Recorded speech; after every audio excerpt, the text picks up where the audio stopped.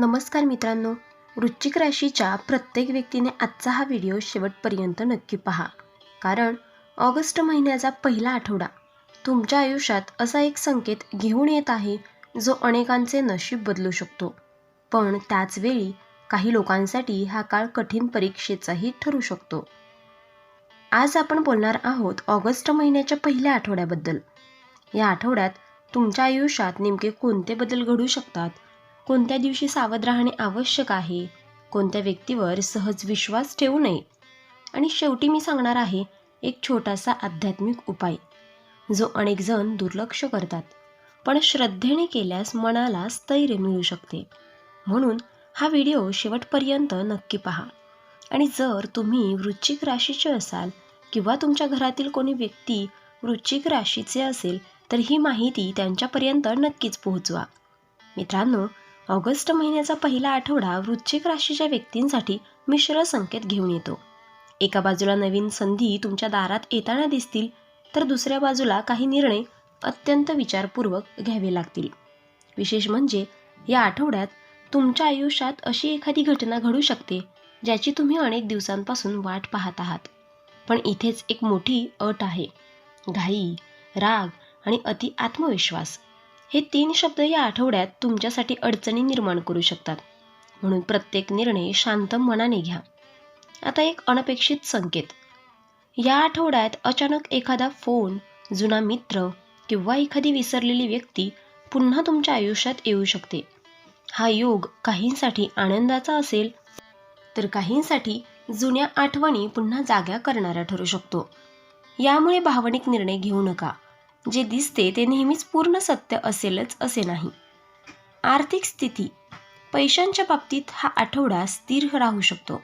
मात्र कोणाला पैसे उधार देणे, घाईघाईने गुंतवणूक करणे किंवा मोठी खरेदी करणे याआधी दोनदा विचार करा. कागदपत्रे नीट वाचा.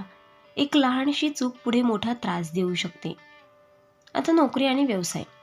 नोकरी करणाऱ्या व्यक्तींना वरिष्ठांकडून नवीन जबाबदारी मिळू शकते.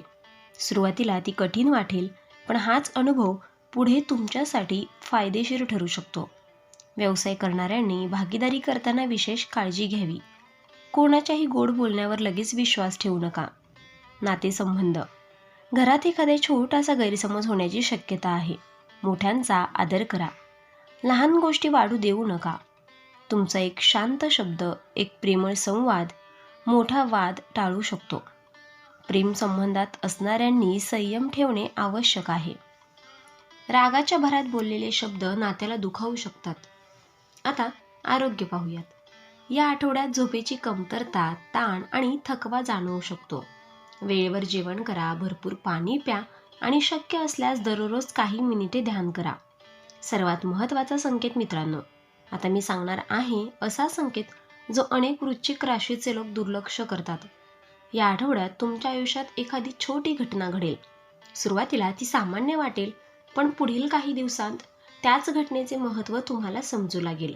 म्हणून कोणताही निर्णय घाईत घेऊ नका आणि कोणत्याही अफवेवर विश्वास ठेवू नका. कारण संयम ठेवणाऱ्यांनाच या आठवड्यात योग्य संधी ओळखता येईल. मित्रांनो, जर तुम्ही इथपर्यंत व्हिडिओ पाहत असाल तर आता पुढचा भाग तुमच्यासाठी अत्यंत महत्त्वाचा आहे.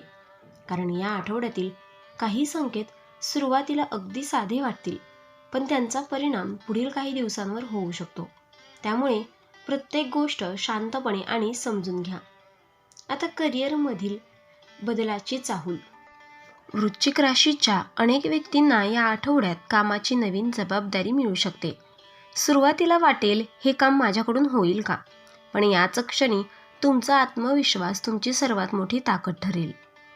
काही लोक तुमच्या कामाकडे बारकाईने पाहतील, तुमचे कौतुक करणारेही असतील आणि तुमच्यावर टीका करणारेही असतील.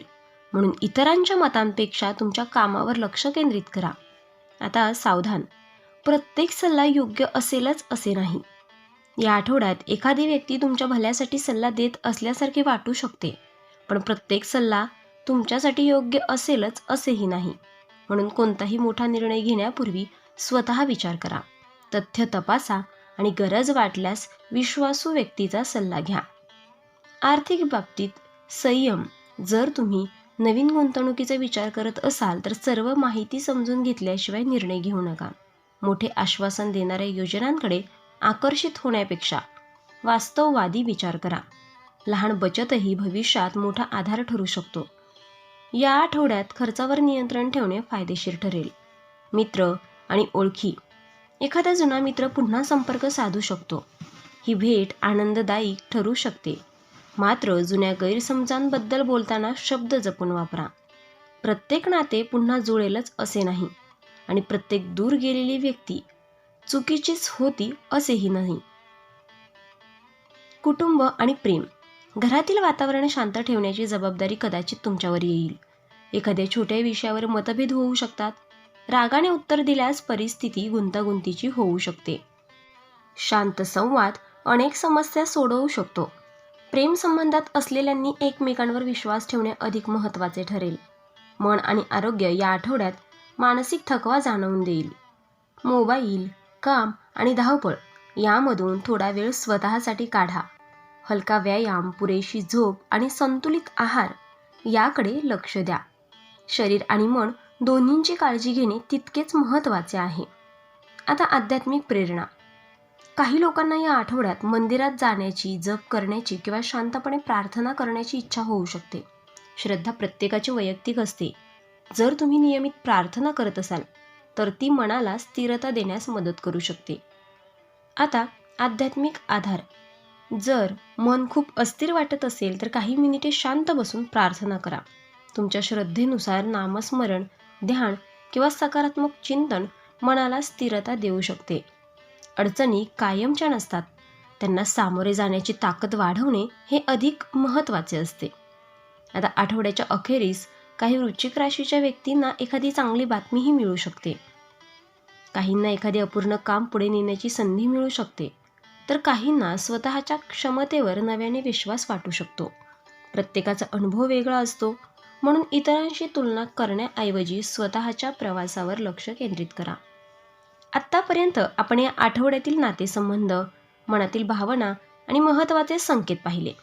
आता या शेवटच्या भागात आपण जाणून घेणार आहोत काही अत्यंत उपयुक्त गोष्टी, ज्या तुमचा संपूर्ण आठवडा अधिक संतुलित आणि सकारात्मक बनवू शकतात. मनातील अस्वस्थता. या आठवड्यात काही क्षण असे येऊ शकतात जेव्हा तुम्ही स्वतःलाच अनेक प्रश्न विचाराल की मी योग्य निर्णय घेतोय का? आता पुढे काय? अशा वेळी स्वतःवर अनावश्यक कठोर होऊ नका. कधीकधी उत्तर लगेच मिळत नाही, पण शांत विचार केल्यावर मार्ग स्पष्ट होऊ लागतो.